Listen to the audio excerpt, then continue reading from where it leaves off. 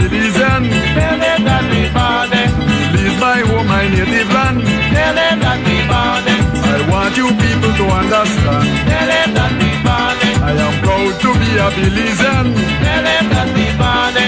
Your bande, your bande. Tell them that we body. Your bande, your bande.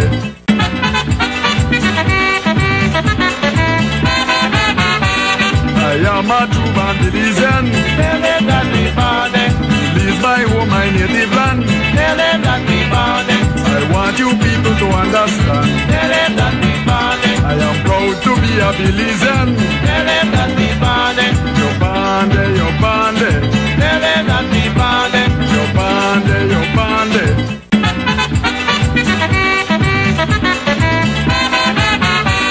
I am a true born Belizean. Tell them that we body.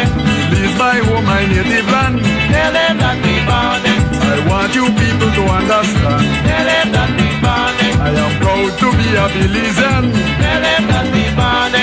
Your bande, your Greetings and welcome to another episode of Newstring Connections. I'm Bilal Morris, live in my studio here from Los Angeles with ARIA LIGHTFOOT live out of Chicago. ARIA nearly said Florida.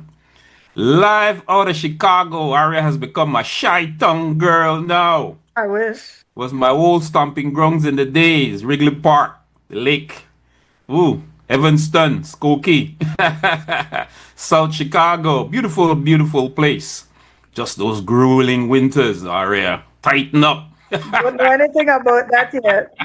And so we have a very interesting show today. We don't have a guest per se, but ARIA and I will be discussing the United Nations, the Anglo-Guatemalan claim, Belize's Prime Minister Johnny Briceño's speech at the United Nations, which a lot of Belizeans, both at home and abroad, was very impressed with. We will talk about that. And of course, we want to say thanks to the man on the control, Harlan. The show is a XTV production.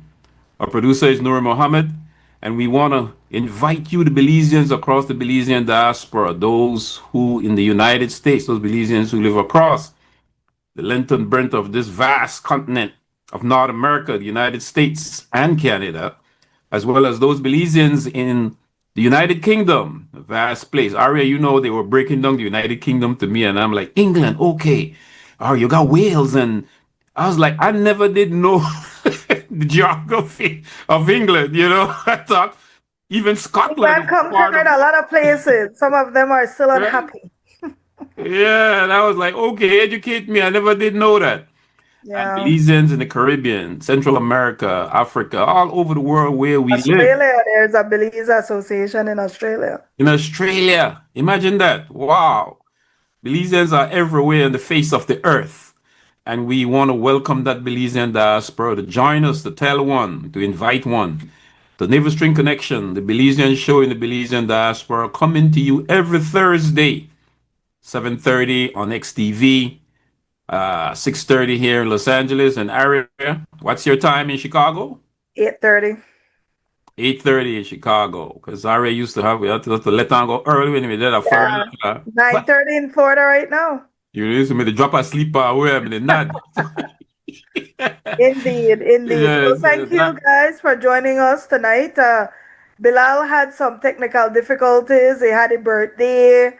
We allow him for have technical difficulties for my birthday, you know. But he's back. Where a lot's going on in the world right now, Bilal. A lot. Now, ARIA, I need you. I'll say, man, if I never, ARIA had the backup, because those were nice guests last week we had, but week before we had Christine Smith from Restore Belize, and before that, you know, ARIA, you really you're Zoom strong there, girl. Like, oh, you will call with it, or you pick a ring for tighten up your probably get a new computer and all of that. But carry on. That, I think we had Nigel Petit's daughter, Alyssa Wallace. Yes. Working on the app that does Garfuna. And then we had the young man, Reese, that was working on a different app also, that basically tells Belizean where they can go. It's called 501 Pulse. If you're ever visiting or anywhere in the diaspora, you'll check the app out and it tell you what's going on that's Belize related throughout the world and in Belize. And then, of course, Restore Belize, that is doing amazing work to change the lives of kids who are disadvantaged. Many times they don't have the financial ability to go to school, and they're creating that, filling that void for those families.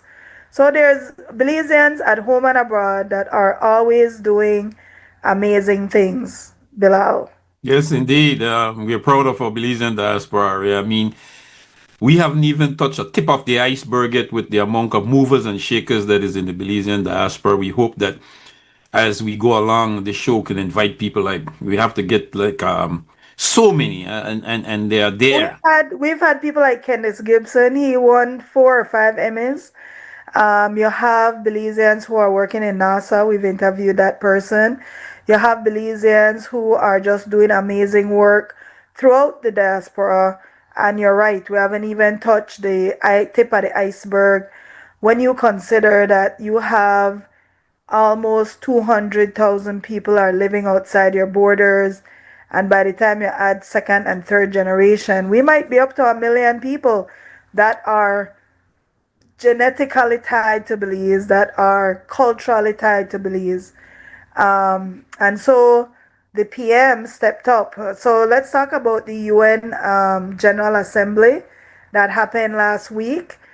It was a great opportunity to listen to all these different nations discuss important issues because the world is realigning. There's a lot that's going on in the world right now, and it's very important to hear what some of these thoughts are.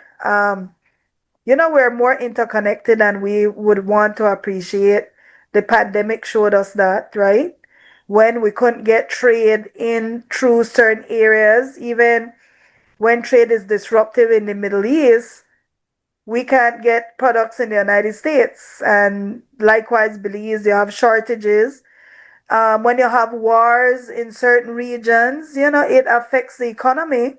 It affects inflation. It affects a lot of things. And now the United States is putting these high tariffs on certain products that are foreign in nature. And so it affects tourism for the US, even for Belize, since the US is the hub for passing through to travel throughout the world. Most people travel through the US. So all these things are affected, and the PM stepped up to the plate. We have this ongoing, and it's not even a conflict, it comes across as genocide now with the Palestinians just indiscriminately bombing them and blocking aid and food. It's a human rights crisis that's going on. I know many of us want to quote Bible and we want to quote all these different things, but at the end of the day, it's a human being. Even Jesus, I could go Bible to Bible with anybody, but Jesus clearly did a separation of the Old Testament and the New Testament. So in the Old Testament, the idea was that the Jews were the chosen people. That was what was in the Old Testament. But in the New Testament, the whole idea of Christianity is that anybody who is saved potentially can go to heaven. That's the whole idea of following the example of Jesus Christ. And there's many examples in the Bible where you have these different cultures, the Pharisees and what was the other guy? That were not friends. And then the Bible gives you an example of how people should come together. So when people quote Bible to me, I am very I don't like to jump into religious discussions and arguments because I think a lot of people quote things and they have no idea for where things originate from or where that book even comes from or why that book exists. And a lot of times we miss cultural context, we miss a lot of things. We're holding on to opinions that has been handing to us. But at the end of the day, that's a human life. A child has not committed a crime. A child is not responsible for where they are in life. They're not responsible for the politics that are their realities. And I understand what happened where you have a group that attack kids from the Israelis, but there is something that is, um, what is the word that they use? It was excessive force. Where you come and now you just destroy millions of people's lives because you're avenging the life of a few. I don't know where we believe in that God has a plan. If you believe God put everybody on this earth, why would you believe that it's okay that God would give any one man the power to indiscriminately just start killing people? You should be concerned about that as a human being. You should be concerned about that as somebody who is not Jewish, right? Because that would mean you are not the chosen person either. You should be concerned about that just from an empathy perspective. And when the PM stepped up, I was very nervous, right? Because we have these stereotypes about our leaders sometimes that they cannot articulate properly. So I appreciated the fact that he took the time. Obviously, he had a speech, obviously, he practiced. His delivery was on point. And there's nothing wrong in raising an issue that can become Belize's reality. We are a very tiny country, population wise, with a military that really cannot go against a bigger country of millions of people. We are being bullied, right? But it could take one madman to create something like that. One madman can drop a bomb in your midst and indiscriminately affect you the same way. And so when the PM raised these issues, it's important because as a small developing nation with a lot of vulnerabilities that exist within our borders and externally, it's very important that we spoke about Palestine. We spoke about climate change because the reality is a country like Belize, even though we're big on conservation, Belize is not overfishing its waters. When you think about the United States and all these countries that have millions of people that are fishing, we're not overfishing. We are conscious, and that consciousness has to translate beyond Belize borders because the sea isn't only flowing in front of Belize, the sea is all over the world. So what somebody does in one part of the world affects the fish, the marine life, it affects the ecosystem. And so these are issues that are affecting climate change, these big industrial nations. And so I think the PM speech was very much on point, right? And what did you think, Bilal? Yeah, you underscored all the fine points. I likewise I took it from you because I was like, well, what is he gonna say at the UN? And then when I see ARIA, yeah, and I say I know ARIA no way to listen to. And I went back and I looked at it. You know, if it was not for you, I don't think I would have like, well, because I was not assured that because of the history that we have as a country at the United Nations, we abstain, if you show Belize's participation at the United Nations over decades, we not go there and we not carry no teeth, the last time we saw some very impressive Belizean nationalism at the United Nations was when we were fighting for our independence, when Belize was fighting for independence. The work of Assad Schuman and Linda Rogers and George Cadle Price and Courtney and all these people, how they were rallying the non-aligned movement when the United States, Guatemala, and Israel did not support Belize's independence for many reasons that we championed Prime Minister Johnny Briceño's speech at the United Nations, because the history he reflect, when I listened and I hear it, it reflected on the power that Belize took at the United Nations when it was struggling for its independence, and how it was able, with those brilliant political minds like Assad Schuman, George Cadle Price, and Linda Rogers. But I was able to hear a speech by Linda Rogers one time at the United Nations. It was so very impressive. And when I hear that speech, I reflected on Johnny Briceño's presentation. Because ARIA, I looked at it like, okay, before we had independence, we were struggling for this thing. Now we have it. We sort of went to sleep. You understand? We get it on paper. Independence in principle. Did we have independence in practice? It's a question that is still, the jury is still out on that. But as I listened to his outline and the points that Prime Minister Briceño made, I had to go back and reflected on on Belize's participation at the United Nations when it was struggle for independence. And when we are You think the Guatemalan aggression, because Guatemala, and I guess this is why everyone is kind of worried, not everyone, but people who are studying world politics are kind of concerned how things develop in this region, right? This region has always had a lot of different wars that are kind of, a lot of these first world countries come on this area of the world and play their politics on these countries. Politically, a lot of governments have been toppled by interference, and it never turns out well. It's never, because when people don't get to choose their leaders, it doesn't turn out well, period, right? And so you see issues with Venezuela starting to be aggressive with Guyana, and now you see the United States getting involved.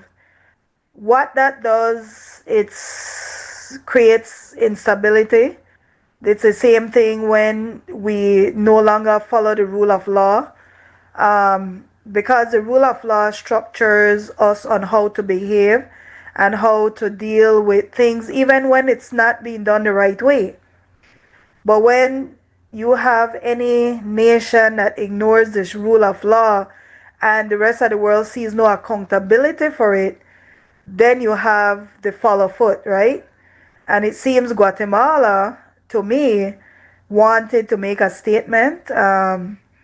It's not coincidental to me that on September 10th, they chose to place a flag. I mean, in Belize, do Belize. it all the time. Yeah, Yep. every year. Yeah. And then on the 21st, they bring in their Again. ships. I've never seen that before. On the 21st. Provocation. Right. Yeah. But they're trying to send a message because the ICJ is coming near. There's a lot of shifts that happening in the world because it's an interesting dynamics with the ICJ, with America supporting Guyana, but the America ties to Guatemala. And I say this because the claims are based on the same premise. Spain and England came into this part of the world. Forget the indigenous people who were here. They fought for these different, created wars, created genocide, and then they created borders. And they didn't care who lived on what side of the line they drew, right? They came from over that side and they're like, hey, this is my land. And those are what the claims are based on. The Spaniards left behind, gave these countries independence. They decided that they inherited the land from Spain. And, we think we inherited it from England. And honestly, this is why I've never supported the ICJ. I've never supported it because it's a premise that you're having to argue on two colonial masters who created major disruptions in this part of the world, genocide, and you're trying to make a right argument. And in law, just theoretically in law, you're supposed to go to law with clean hands. But the argument is based on imperialism. It's based on, land theft, it's based on genocide. And I don't understand why nations like Guatemala and Belize just don't say, listen, we understand that we were born of this type of colonial beginnings, but now we don't want to perpetuate colonialism and this idea of imperialism. And you have established your border, we have established your border. Let's live in peace. Mexico did that, right? But the problem with this claim is a lot of people don't realize it's based on a Spanish claim. That means that if Guatemala prevails, Honduras and Mexico has a similar claim. The problem before that was that Honduras and Mexico has never asserted it. Guatemala has, because Guatemala traditionally has been one of the poorest Latin American countries in the region, and they have dealt with a lot of corruption and, unstable government, and they have committed genocide themselves.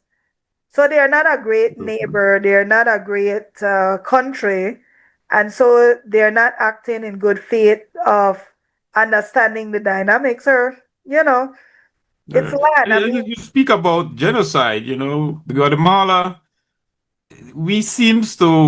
a lot of people seems to forget that Guatemala had committed genocide against the indigenous peoples of right, Guatemala, and how Guatemala being an expansionist nation as well as the Zionist state of Israel. I have to coin it like that, the Zionist state, because a lot of the Jewish people are not necessarily Zionists. The political system that has occupied Palestinian land is a Zionist movement, and we don't have the time to really go into what that is.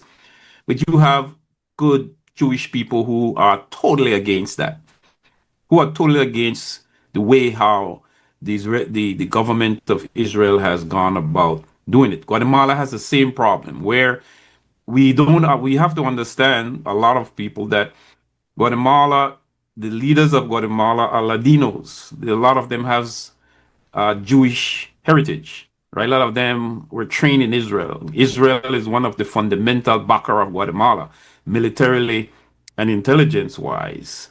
So we see two occupying state because that's in Guatemala is indigenous people's land, and the people, there's a minority who rules on majority there. It's the same thing in Palestine slash Israel. And I sort of love when Johnny Briceño, Belize's prime minister, touched on that because if it was Dino Livermore up there, I don't think that he was going to touch on that area. What's your take? You think that he was going to do that? I think after the aggression with Guatemala, I think he was forced to, because to me, the Prime Minister of Belize has too much of almost a laid back attitude towards Guatemala, right? And I feel like these countries have centuries of policies, and they are far more advanced in the politics of expansion type policies. Belize, we are very innocent in the world. We feel like because somebody comes with gifts and smiles, it means that it's equal friendship. Like, we don't have a thoughtful control that, and I guess that comes from us being in a bigger nation type mindset for so long since independence, right? That it makes Belize vulnerable to the the agendas of other countries, because we have not defined ourselves policy wise. We don't have 100-year plan.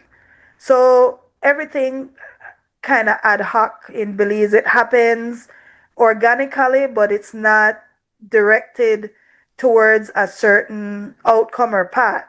These countries are very much, they're built on follow through and policy, and political parties, while they play roles, they don't stop the overall agenda of these countries.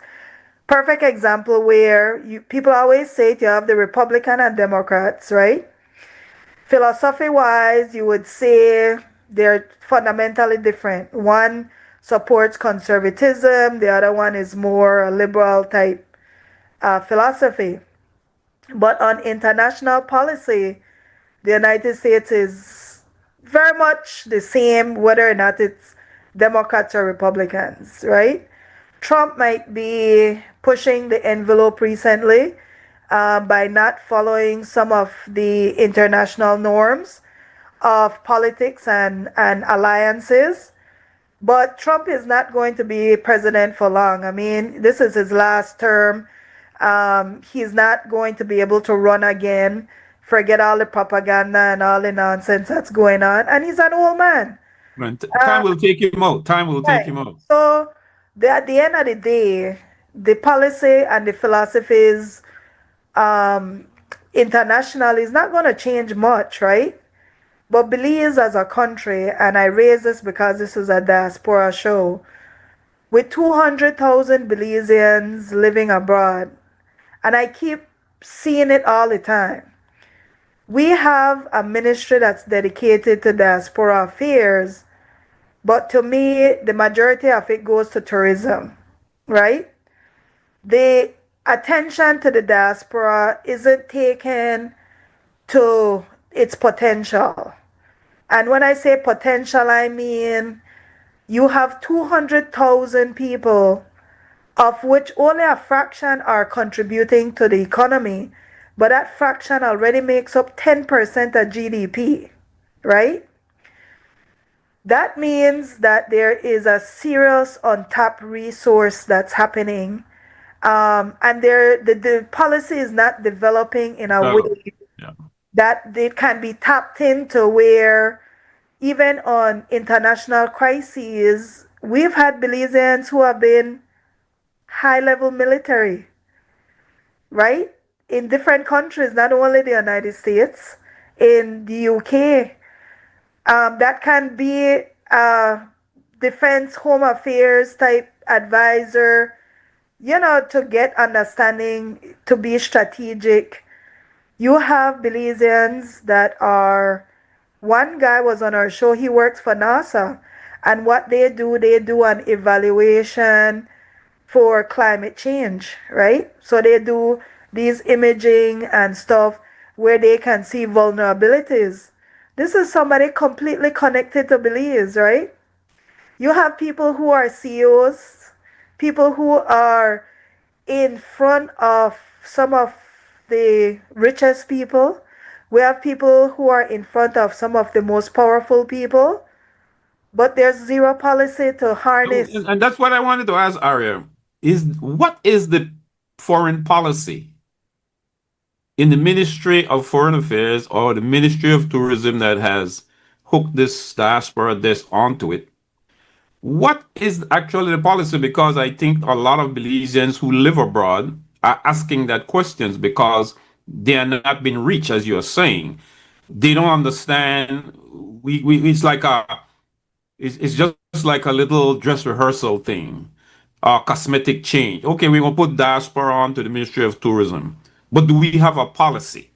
What is the policy for Belizeans abroad? I don't think no government has ever established one, not even this one. What is your take on that? I mean, Well, I think there's no policy, and I think a lot of it has to do with exactly that. It feels cosmetic, right? It feels like it's like dressing, and we're talking about the diaspora very on a very shallow level. But then you have countries like Jamaica, right? That is trying to develop a policy. You have the United States and China. The United States and China are the two countries with the largest diaspora. The United States, through their US embassies, are catering to their diaspora. Even within Belize, you have Americans who live abroad can go vote for the election for their president. They can get their passport when they need it. They have a political officer that represents them if they are trying to even open a business in Belize, right? That they provide the services and stuff for Americans. It is a way to even strengthen the United States as a country, that they are protecting their citizens regardless of where they are, right? Then you have countries like Israel, who has a very strong diaspora. A lot of people don't realize many American Jews are also Israeli citizens, and they have a very powerful lobby group that happens. You have Ireland. Ireland has a very vibrant diaspora. Um, China has one of the largest diaspora in the world. Um, and then you have Ghana. Ghana is now extending the diaspora to even people who identify DNA wise, right, because of slavery, where you can go reestablish. And I think there's another African country that recently kind of opened up the doors, because everybody realizes, and everybody is realizing, that your human resources is where your strength comes from, right? Yes, you have waters and you have keys and you have all these other stuff, but I keep saying Belize would have crumbled without its diaspora during the pandemic. Tourism froze overnight. The planes stopped flying in. Not even during the pandemic. Before that, Right. the diaspora kept Belize alive in the 70s, the 80s, the 90s. The Belizean diaspora kept Belize going. Currency exchange, keeping the economy floating, you know? And there were people like Buddy Brown, right, that raised all this money. You had Pastor um, Banner. She Mhm. was feeding villages. Yes. She was raising and feeding villages. Spanning. You Yes. had all these people who contributed that it's not quantified. So there was nobody that walked around to figure out what the impact truly was. We don't know. We can't quantify the diaspora right now because we still have not even taken a poll to Yeah. see where we exist. And just me on my own personal level, I wanted to, that's why I love this app that Reese created, because it was an opportunity to see, for example, September, where all they were having events that were Belize related. And that's how you see, And as you say that, I noticed the events that was happening. There was no ice that attacked those events. of course So not. that whole thing that was blown, that theory was blown out the water. The But Belizean events, listen, the September celebrations, they were jamming. I mean, I saw a Lee session there with with Coconut Boy and Belizean event. The place where that was not no Hollywood Park or casino. That was like a little culture place in a little open spot. right, And then Belizean people, they came out and they enjoyed their September celebration. And I said, well, where the ice there? You know? I went to the Belize event that little Belize put off there usually there. They did not have the big event like they were used to have every year, but they turned it into into a food culture fair, and had music, also performances. And I right. stepped in there, and it was very, very, very, very nice. Um, The you know, idea of ICE offends me because it's like you're telling, you have this belief that your diaspora are all illegal people hiding and ducking. Like, yeah, it's that narrative, and that tells me that it's a lack of research, it's a lack of understanding. Number one, all second generation, let's forget the first generation ones have been here forever.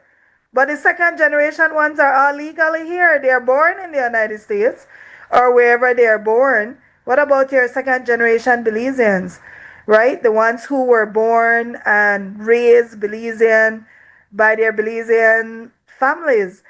Jamaica, the same, Jamaica had their diaspora summit in, I want to say it was Philadelphia in June of this year.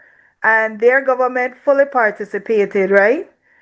When the Jamaican Prime Minister went to the UN General Assembly, he met with the diaspora in New York because there's a lot of Jamaicans, a lot of people with Jamaican heritage lives in New York. Yeah. Belize has a large diaspora, and we don't see that same level of engagement happen with the diaspora. And it Yeah. shows that it's a disconnect. And I think in Belize, there's so much always going on that one thing is not prioritized.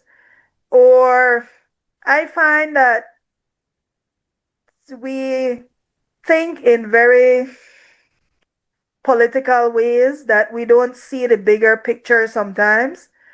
We only see things through a blue or red lens. And even though, Bilal, you have the lords that have sourced millions of dollars worth of medical equipment, and sometimes they don't even want it, right? Because it's disrupting the people who are buying it and making money off it.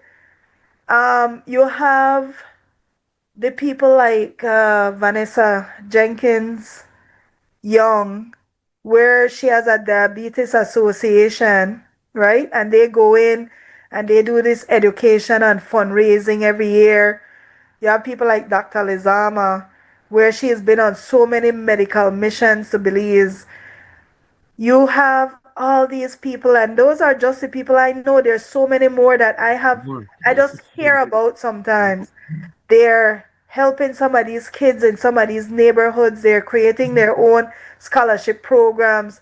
I mean, why can't we create a desk that's only for the diaspora that gives the same attention and the same type of um, understanding that Yeah. tourism, as much as I appreciate it, that people want to visit the country, I find the whole tourism industry to be almost like a pyramid scheme.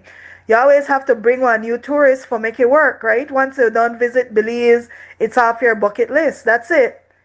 But with your diaspora, they come home, they have family there, they keep coming back over and over. They build, they buy land, they contribute to the economy, they pay taxes. The potential is so much greater to have somebody coming in over and over, generating income. And a lot of people in the diaspora provide jobs, the jobs that are not even considered. You have caretakers, a lot of diaspora people hire caretakers to take care of their houses and families. You have people who are building their homes by themselves and they're hiring contractors and different people who are in the different trades. um, you have people who are sending stuff to Belizeans so that they can be their own business person. I know someone that does that. If somebody wants money from that person sends them items and tell them go sell this, become a business person, try to make money for yourself. So there's a lot of that happening, and then there's a lot of counseling, and there is a lot of engagement that's happening. But I feel like, and But I, all of that though is happening within a vacuum because then ARIA is like, why where there is no policy? Okay, where is this all going? What is the objective of these Belizeans are just doing all these philanthropy, all this donations, all this contribution. But at the same time, there is not a end to the objective of okay, what is this? Are we developing our country? What is it that this is going to do? We are not operating within that framework of a policy, okay, a 5-year development plan for the Belizean diaspora. All this that is happening here, we are going to put this within an objective to achieve this. We had the sister on here who remember from the diaspora this, and she was mentioning a lot of how the look like one of the policy is to settle Belizeans who are repatriating or coming back home, right? But I think ARIA with the remittances and coming back home and getting land and and the donations that you're talking about and all this think tank, this data bank that is out there of the Belizean diaspora coming in and doing these amazing things. It is like it's in a vacuum. There is no objective. It's like, okay, what government don't have a plan as to what it wants to do with its diaspora to develop Belize. We are just like scattered. It's like what Dan Hillock said years ago when they came with space. we people are just scattered, just doing things, but there is no objective to it. And if we do develop a 5-year development plan, Bertucka said, as an economist, we have it on paper, but it was never put down on the ground. It was never established on the ground. You go back, you say, where the 5-year development plan there for this and for A, B, C, and D? It was just on paper. You could show you could go into the ministry and you could find that. And so this arbitrary kind of way of developing a country is even happening with a diaspora. Well, I think that it has to come with a budget. It can't just be on paper. It has to be something that comes with a significant budget. If I'm giving you 10% of GDP, right, and that's only the ones that are coming in through remittances, we're still not measuring the packages and stuff where people are significantly, like, there's some people who send home entire food items, like it's a if they could put a value, and I'm sure they can grab it, because when you send a package, you have to put the value of the package that you're sending, right? So it's quantifiable. Right. Even if it's even if they are even if they are lowering the value to avoid some of the fines, you could add a quantifiable figure on it and then add like a cushion to get an idea of what is that aspect of contribution that's happening, right? Those are quantifiable things. The US does it all the time. They know exactly what's happening at customs, right? And to me, one of the things that they keep pushing back to us is, well, what are the diaspora numbers? But to me, that should be something that is of so much interest to the government of Belize, regardless of what party is in power, that it should be something that they spend money to quantify. Yeah. What is the numbers for the diaspora? And it's not only Belize. I mean, it's not the US, it's Canada, the UK, the Caribbean, Latin America. We are all over the world. You have people living in Africa. You have people in Australia. They're no. And then the response come back to us, ARIA. You remember the response? Oh, no, organize. Right. But so government cannot establish a policy, even in principle and in practice. Because I don't even think there's one in principle, much less to be one in practice, as you talk about, backed up by financing, right? But you don't have the kind of response to it, the documentation of what you're talking about. Is there a body established for the diaspora to document all that is coming in from the diaspora, to make sure that we understand that the activity, right? The banks talk about activity. We don't even look at all that you just articulated there of what Belizeans are doing abroad, how Belizeans have been developing Belize for decades, but it is not documented. They can give you any kind of thing but to say, oh, no, organize. They throw it back in our laps to say, well, we don't have no policy, and we are not going to establish none because UNONO seems to be organized.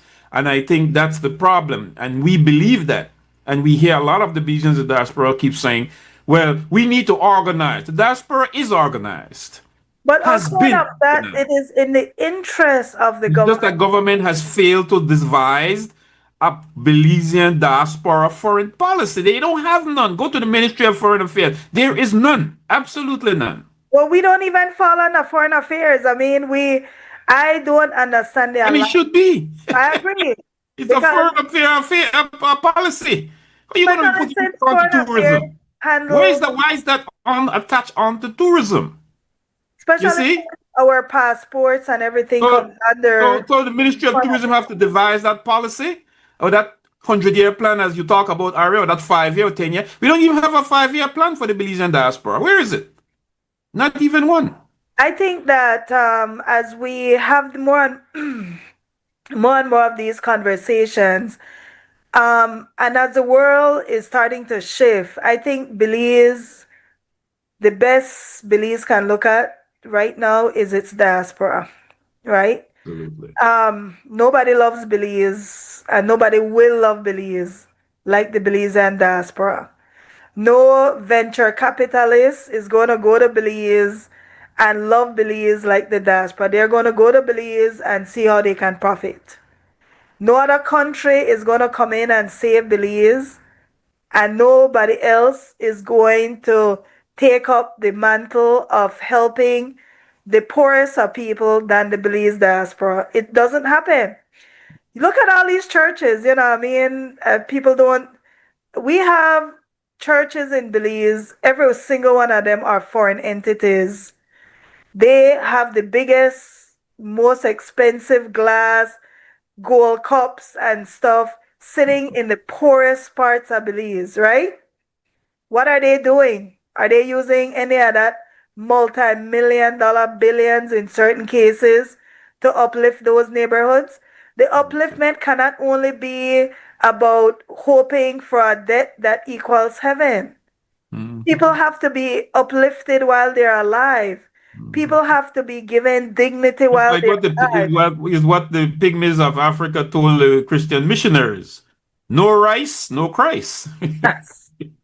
Right, right. And You that's can't. what Or you going to be administering to the poor, whatever religion you belongs to, and they're hungry.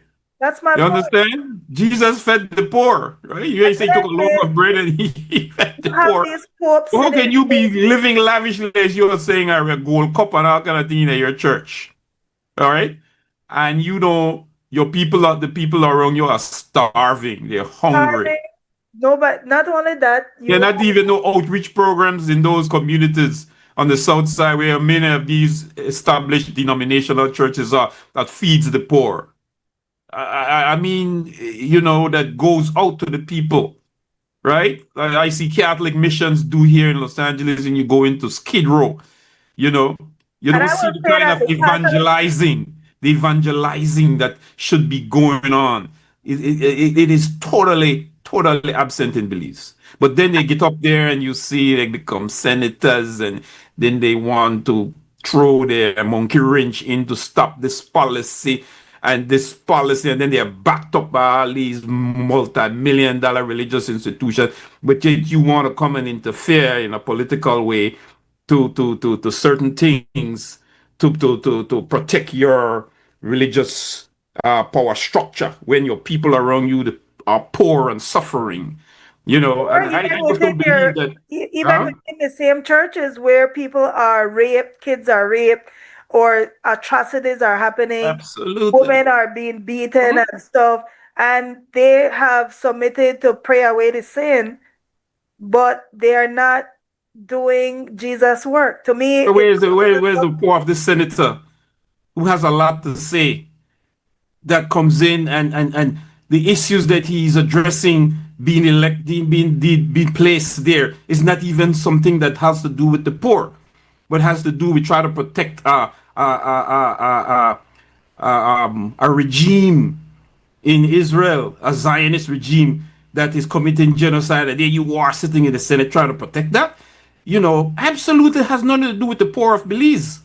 You has know, nothing to it do with totally belief. is a hypocrisy towards what Jesus actually came for. You know, for the And this poor, is the why I'm downtrodden. saying, and a lot of people have spoken to people within Belize and, regarding the diaspora having a seat. These Yeah, churches have a seat. You have the NGOs that have a seat. And for the most part, the NGOs, again, is another foreign entity based type organizations that are sitting in our Senate. I think that if we are serious about nation building, right? I've seen recently one of the African presidents basically told their people recently, stop depending on the diaspora. we need to build our country ourselves, right? Yeah, I love that area.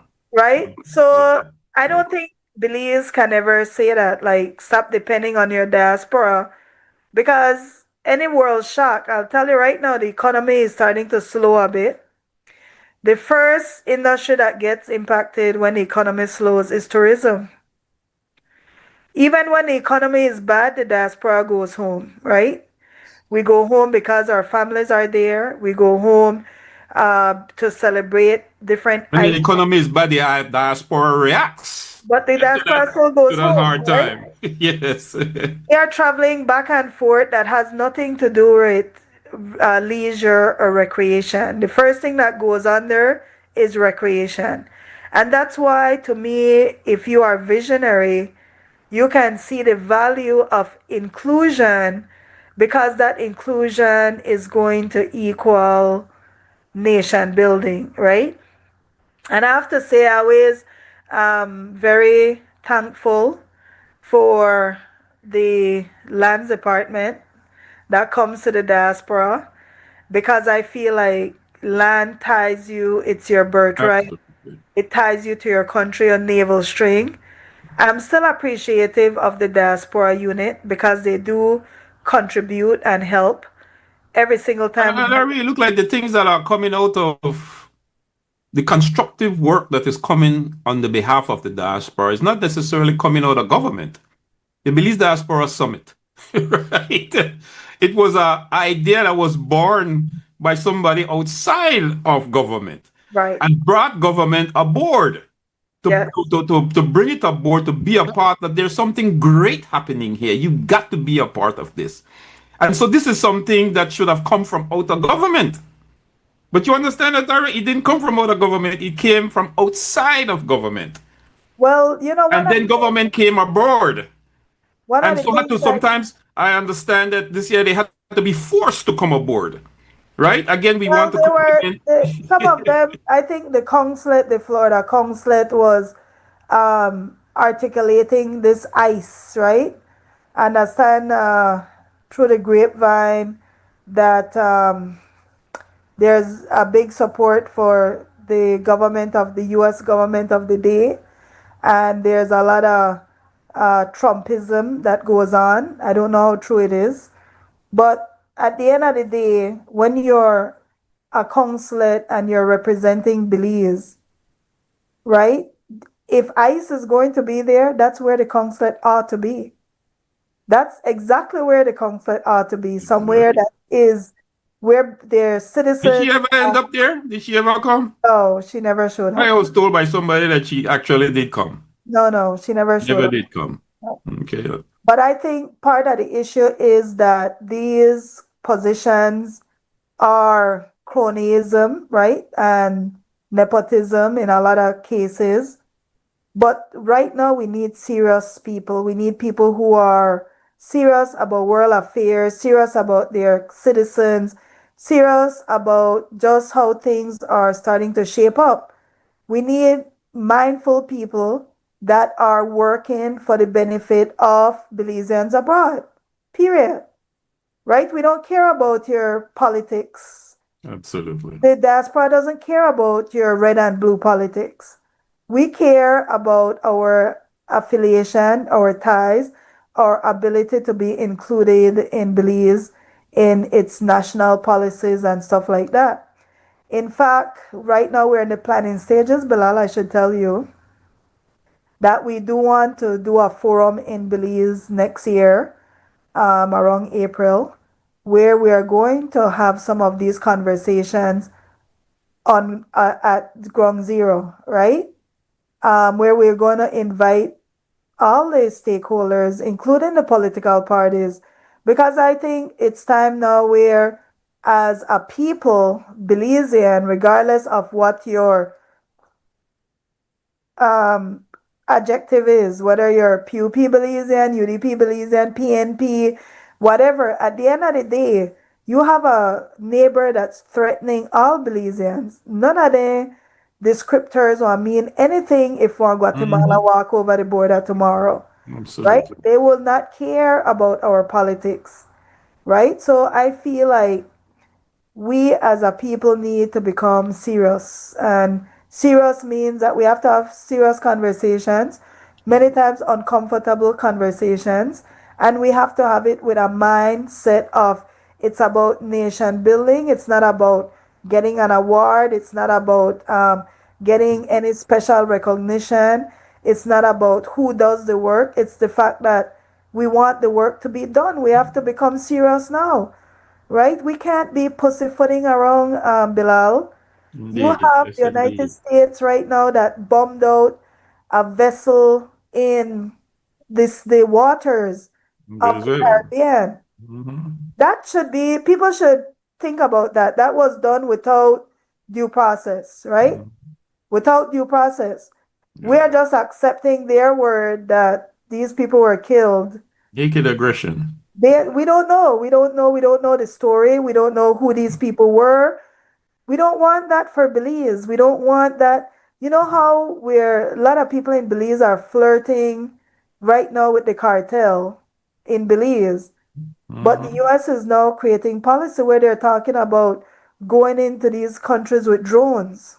Right. Those are serious discussions, right? And Those they have done stuff like that before in Belize. right, but Remember we don't.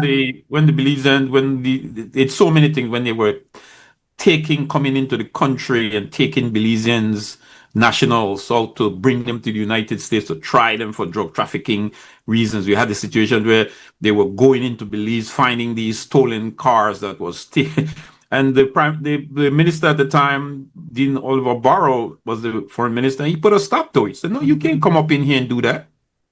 And Believe that's we always remember that he was the one as the foreign minister that used to put that did that. You can't come up here and do that.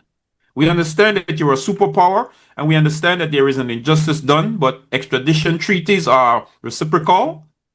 You can't come here and just kidnap our people and take them where you want.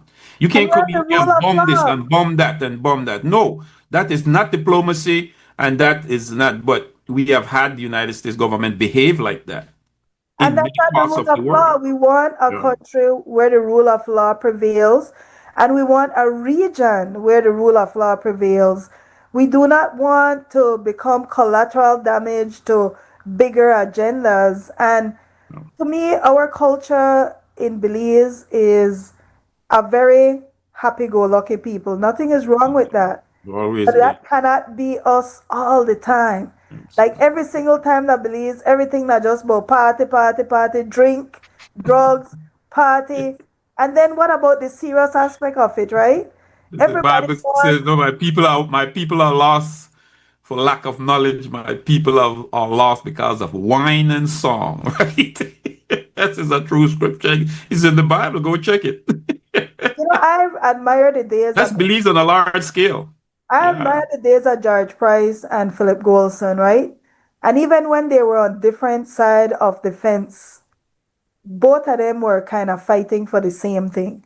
Yes. Whether or not they were fighting for their perspective of how it should be done, they were very serious people. They were very Indeed. Yes, indeed. nation focused people, right? We're getting politicians that many of them don't even know the laws. Many of them, Yes. like, Yes. honestly, and I was very disappointed in at least one politician. Somebody give you with a $200,000 vehicle and they paint it blue and you accept it. I think that's unacceptable. Give that, give that back and say, listen, I don't need this. Build two houses for two of my constituents or do something of value instead of this constant profiling and trying to appear to be wealthy. Because I'll tell Yeah. you, Belizeans, we don't know what wealth look like, okay? When you Symbols of wealth. when you meet people who have serious money, guarantee you don't know. You don't know. Because Just symbols of wealth. they don't Driving have around with a $200,000 vehicle and you're working for the cartel or whatever Belizeans are, whatever, and you're flashing around and you're doing whatever your government minister official and you're using this money. It's just a symbol of wealth. It's not really wealth at not all. The even wealth is wealth. your nation, your people, your Yeah. human resource. That's your wealth. Why are you flashing around showing the people how big you are now because you become a minister of government. You're using the country as a hustle. Politics has become I a don't hustle see for you. the value of profiling when your constituents are poor. It's a different thing if you're profiling and all your It's constituents in just the like the West, church. You right? know?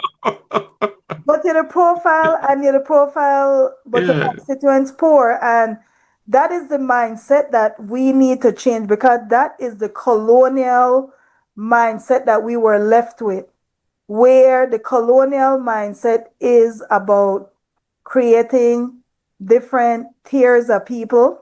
And it's reflective in our constitution where we have different tiers of citizenship, right?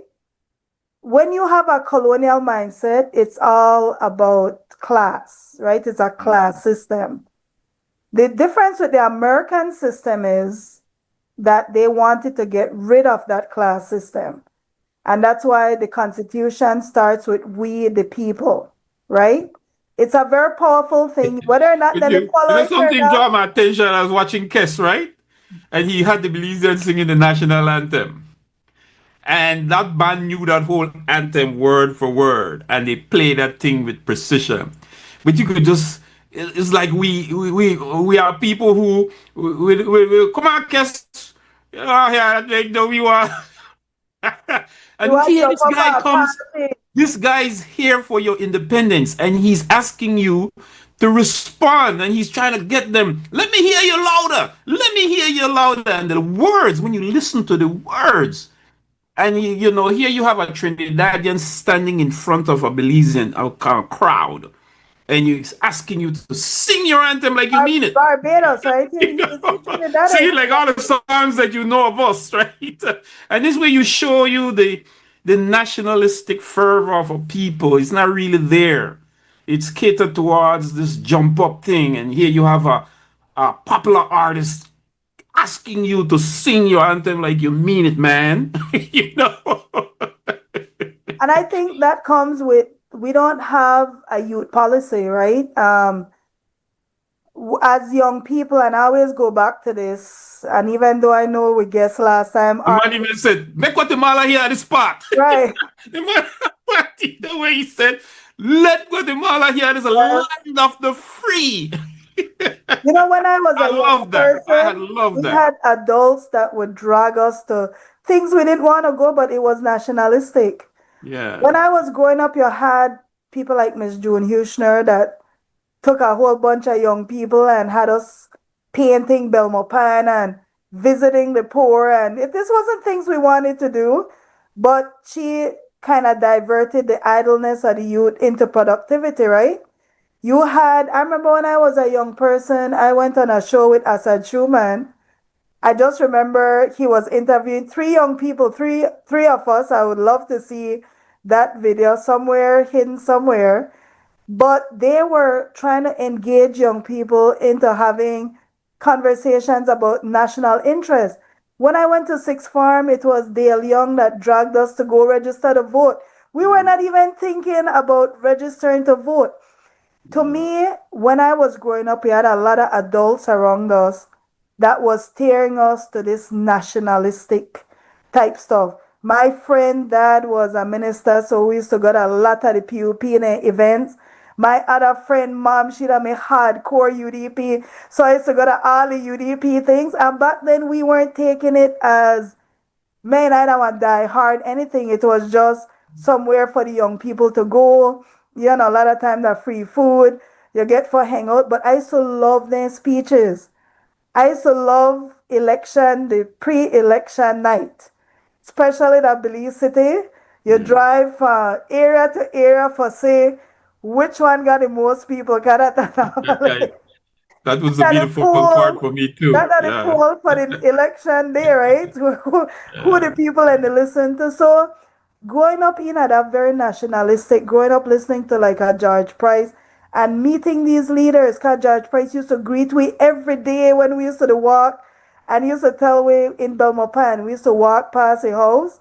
He used to tell we, remember guys, Belize is for you. Make sure, Beyond George Price, I used to stand up and listen to you bad. yes. Evan X Hyde, Shabazz, Justice. When Yeah. you sit down there, you know, we had a government that was very nationalistic, but then you had this Black Power movement named Right. you, but You're right. that Because it was instilled a lot of national pride in these people. And I was the boy standing there front of their podiums, they hear Evan X High, hear Shabazz, they hear Justice, and them thing that used to make you feel so proud of your country that you know, true. you have that Was during my nationalism in you. teenage years when I started to drift a little bit from Catholicism, and then I started research by reading Rastafarianism, reading All about right? Muslim, because I went on this religious, like, okay, I want to learn more about different religion, and then you had people who were Rastafarians, right? And all these different personalities. And to me, as a young person, like older people weren't pushing alcohol and drugs on you that I see happening with a lot of these young girls now, right? Um, you still had a lot of parental oversight when we were growing up. You couldn't do anything without somebody running to your parent and you being held accountable. That is what I remember. And I'm not being idealistic because that's how it was. But something is shifting or have shifted where it seems to be pure partying, right? It's what's the next party. Listen, for me, I get one Nike tennis. I always tell people this. My parents, even though both of them are senior civil servants, my mom refused for buy me one Nike tennis shoes. She either like, hey, I can't go to school with this, blah blah blah. She like, if you want it, you go work for it, you know. And I did actually went to work for it because I never want to go to school wearing Noli Pro wings. I mean, it might seem simple, but your parents taught you the value of money from you were young. That's how my parents were, right? My parents, you think some of the things where I see some of the young people parents to buy them. Never, that would never be my mom and dad would never spend 1,500. No, that's not, that's like money they're teaching you the value of money. And I think it's the value system. Maybe that's what I'm getting at. What is our value system Value as system, a indeed. Yes. Belizean people? It can't just be about party dressing up and showboating 24/7. Like, who are we as a people? Like, so we were asking, what is the Belizean dream? I think if you ask one, a lot of young people that's a question I would want to hear them answer. Mhm. What is the Belizean dream? What is your impression of Belize and where do you want Belize to be? And even if there was one, whatever that is, right? You know, if you have, like they say about the American dream, I heard one professor told me, like, I'm like, yes, the American dream. He said, well, whatever that is, right? He was throwing it back at me like, But you came here to they this push it. country, They you push it came here as to a this country to live the American dream. And so he answered back to me. He said, I'm here. I was born and grew up here, but whatever that is. right. But that's a question that is consistently put to the Yeah. American people. When I did political science, one of the things they always taught you was the importance of heroes in your society. America does a lot of work on maintaining heroes. Even if you really study them, you'll find some of them were not, but the fact is they push it as a Yes, indeed. Yes, indeed. policy because they want people to look up to people. I will always remember there was a speech about 50 years before Barack Obama that was given by the young Kennedy, not John F., his brother that was killed, um, Robert, Robert Kennedy, Robert, yes, the where Attorney General. where Yes. he said 50 years from now we could see a African American president, right? When he gave that speech, that was not even imaginable, right? And I Yes. always say that because it's almost about manifesting or working towards a goal. Yes. I read a book where it said the importance of Barack Obama was extremely important as a president because the narrative before was a black man could never be Could president. never be. Never be. He said Yes. you cannot build a society where a certain sector feel that they cannot reach the highest level possible, because then it breaks down the philosophy or the stories or the dream that you're building for your society. When Obama won, for the first time, you have an entire set of demographic, non-white, male, that now believe that it was possible to be president of the United States. That was unheard of when I campaigned, because I campaigned for Obama. But when I campaigned for Obama, there was a lot of African Americans who were never registered to vote before, because even arguing with me that they, ARIA, you're wasting your time. America will never elect a black man. I still remember having that conversation with a very good friend of mine who still owes me $100, by the way. Because we did bet on it, and he said, "Arya, you're not from the United States. You don't understand this culture. America will never that," because that was ingrained in the cultural narrative of who people thought America was. But I told him, I said, "Listen, there's a lot of people in this country that they identify as Hispanics that are really black people from Latin America." I said, Hispanic or Latin Americans or Hispanic in America doesn't identify race, it identifies culture. And African American is a culture, it's not a race, right? You have Hispanics in America are identified as a culture from a Latin speaking country. And then you have white. White is the only race that's identified, literally the only race that's identified in the identifying demographics. Everything else is based on culture. And I said, because of that, you have this impression that America is less diverse than it really is. But when Obama won, that's where the Tea Party movement started. The Tea Party movement was really about first generation American. People think it's about race, but it's because a first generation American was able to elevate himself to president. And so the system felt vulnerable for the first time. And this is why we are seeing now this continued over policing of immigrants, right? Because now here comes Kamala. None of her parents were Americans. Mm-hmm. None of them were Americans. And now she elevated, which I told people would have driven the immigration debate even more, right? And I try to tell people you have to look at it like Belize, where somebody runs for prime minister, government, the highest office, and both their parents are Guatemalans or both their parents are something else. Yes. Belizeans would probably have the same reactions. And I told them this is where this hate for immigrants are coming from, because a lot of people feel disenfranchised in America, right? So it's just these different things that I think as a country, small country, Belize can look to its diaspora that can help elevate some of our narratives, our policy. Yeah. And I just wanted to say too that I love the part that Prime Minister Johnny Briceño mentioned in his UN presentation speech. In his speech, when he championed the struggle of Cuba. And I just want to add that one of the most outstanding African American women revolutionaries, Assata Shakur, who had to leave the United States because she was accused of killing a white policeman, and fled to Cuba, and Cuba gave her refuge for all those years. And she recently passed away in Cuba.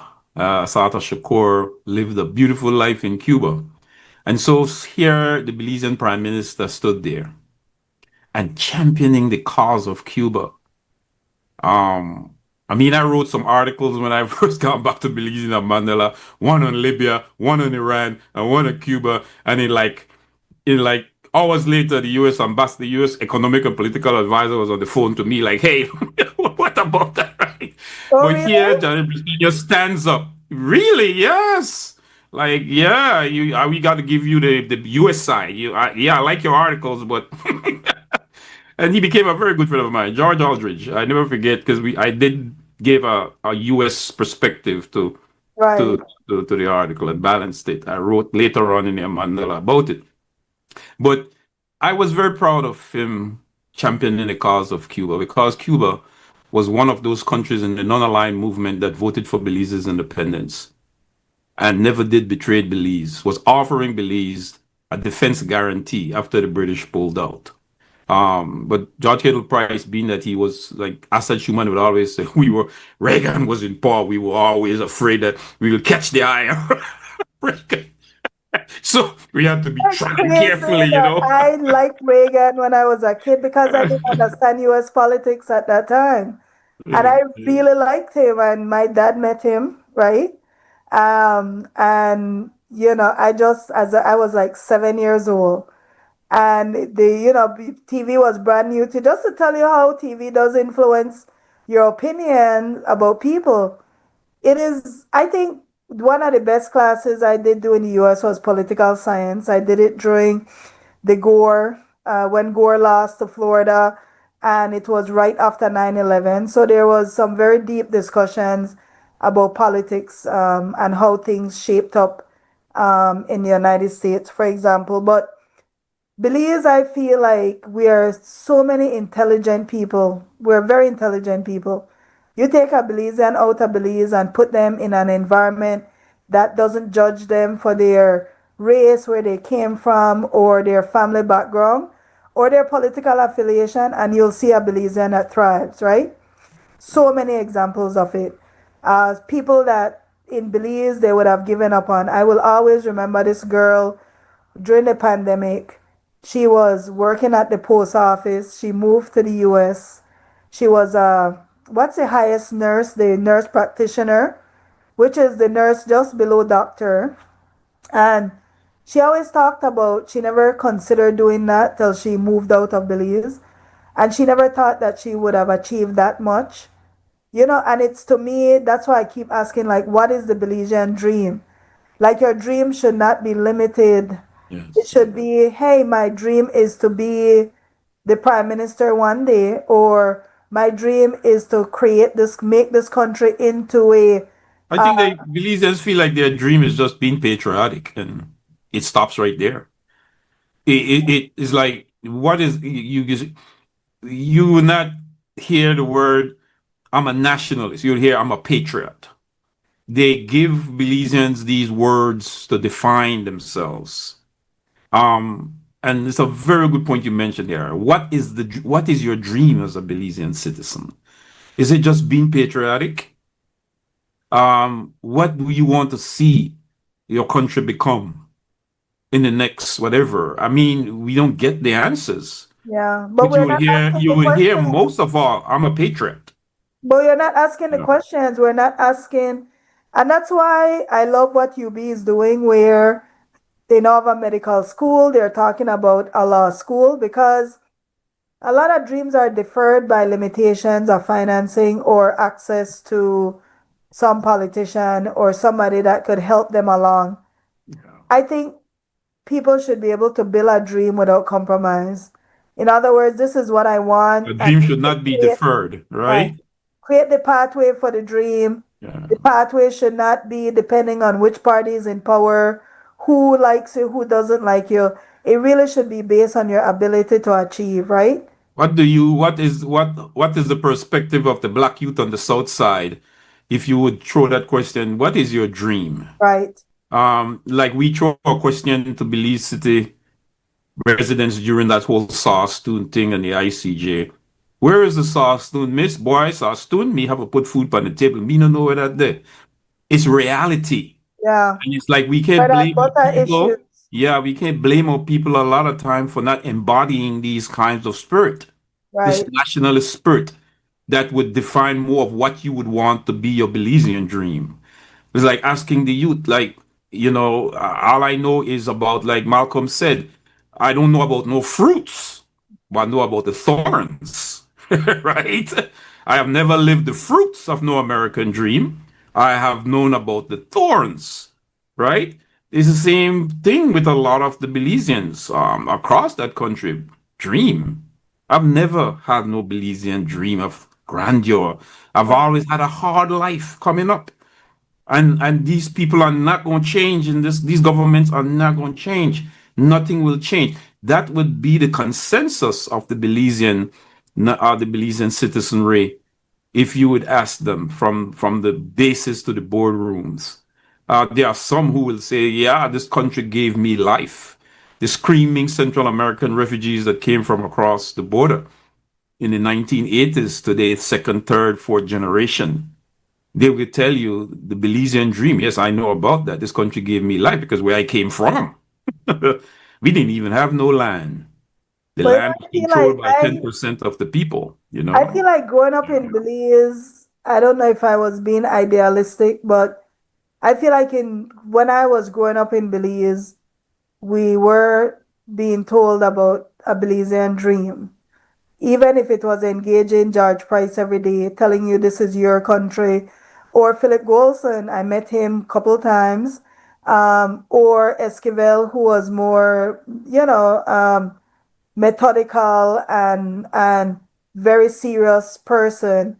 I feel like they were when you met like when I was growing up, maybe social media is partially responsible, but we only cared about politics during election time.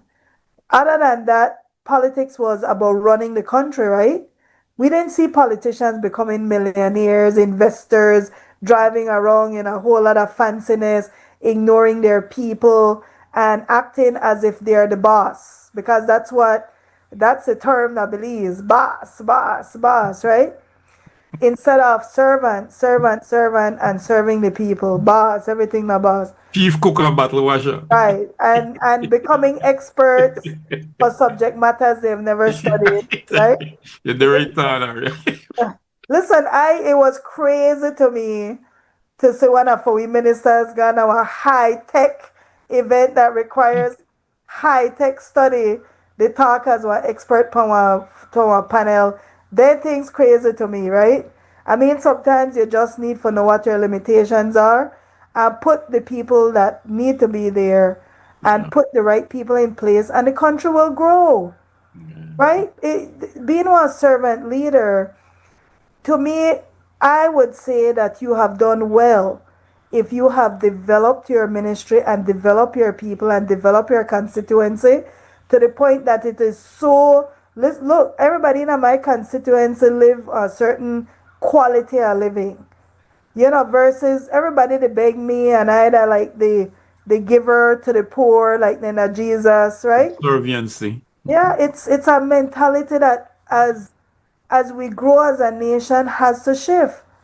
And it has to involve us. It has to involve the Belize diaspora. It's top down rather bottom up. Right, right. Yeah. We have too many people in the diaspora that would jump on a moment's notice, making far less money than they would be making here if they know that they could come home and seriously contribute to the development of Belize versus just, it comes with us developing a policy.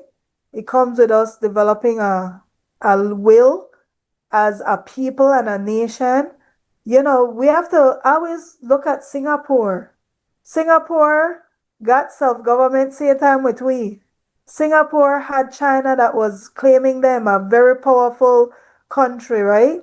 Singapore PM and Belize PM were kind of same England, right? But Singapore did something very important. They got rid of colonialism. That was the first thing. The first thing they did, they gave ownership of homes to everybody, because I'll always remember the president said, if people don't feel like they own a piece of the land, they will not fight for it. They will not fight for it. If I have a house and I know I own a house, I'm going to fight to protect it. Some of these policies are important for nation building. The next thing Singapore did was got rid of nepotism and corruption. Every single time we promise that Belize, and every single time they promise corrupt, the corruption get worse, right? How do you want to bleed your country to the point where only you, I say it over and over again, you want to be sitting on top of the rat pile as king rat versus developing a beautiful metropolis where everybody thrive, everybody want to come here, people are doing well, they don't have to rob each other, they don't have to hate on each other because you create one environment of growth. That's all I'm asking. Include us all. The PM did an excellent speech. He should be commended, but he left something very important that I challenge him to. He talked about the rule of law, and that rule of law should apply inside Belize also. It cannot only be that you're demanding that the world respect the rule of law, but in the country that we live, the starts rule of law is a joke. Start at home. Right. You cannot be talking about the rule of law abroad when you don't have it at home. Right. It doesn't make any sense. It's hypocritical. You have to be able to say, look at my nation. Use your nation as a beacon light, as an example. Then you can talk about that in our body like the United Nations. Right. I mean, we don't have civil wars and chaos and the rule of law is out of control like Haiti. But there are injustices. There are injustices in the Belizean rule of law. That has to be corrected. Injustice. It's a system that has a lot of injustice. So, excellent point that you mentioned there, ARIA. I did hear him say that. And I reflected likewise. It is better for you to talk about certain things that you can point to your nation and say that we have that there. We don't have the best of it, but we can be better. And we're growing. People know that we are a growing nation, but I just imagine if we would cut the corruption to a minimal. Could you imagine how thriving the country would be right now? Do you imagine if the average citizen, that money was going into the community and the society versus being squandered on nonsense? Could you imagine? And that's what I want Belizeans to imagine, like what can Belize become? Singapore is the most developed nation in the world right now. It is a first world country and it was once a third world country. And that comes with people who are purpose driven and people who are nation builders, right? And Belize have all the human resources. We have all the experience. We have all the intelligence to make this happen. Absolutely. But it can only happen in partnership with the government, whoever they are, and all the people to make Belize what it can be. With that being said, we're at the end of this program, Bilal. Yep. How much time we have left? We haven't heard from the man Hall and Natalie. Haven't given us no context clue, no signature. Like, yo, you gotta go to break. What's up with all this talking? Where you at? So thanks very much for joining us tonight. I mean, tonight we just wanted to talk a little bit about the speech and the diaspora and just talk a little bit. Next week we have Opal coming on. Paul Charlene, yes. Paul Charlene coming on as one of our guests. And then we have some other guests lined up in the next coming weeks. Definitely drop your comments. Let us know what you think, who you think we should reach out to or have a discussion with. And we always thank Creme Radio, XTV for this platform. They were the pioneers. They see the value of the Belize diaspora and the value in creating this bridge. So we're always thankful for that. And Harlan, who is the engineer in the background, we thank you all for joining us. And I'll leave this off with Bilal. Yes, and just want to say thanks Belizeans in the diaspora for tuning into the show. Our audience are growing. We want to ask you to tell one to tell one to tune into the show. I hope today we were educated, we were informed, we were entertained.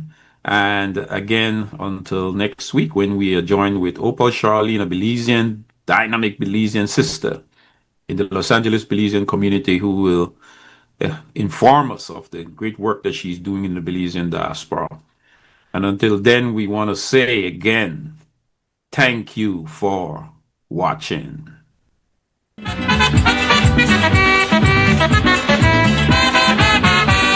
I am a true born Belizean. Tell them that we born there. Belize my home, my native land. Tell them that we born there. I want you people to understand. Tell them that we born there. I am proud to be a Belizean. Tell them that we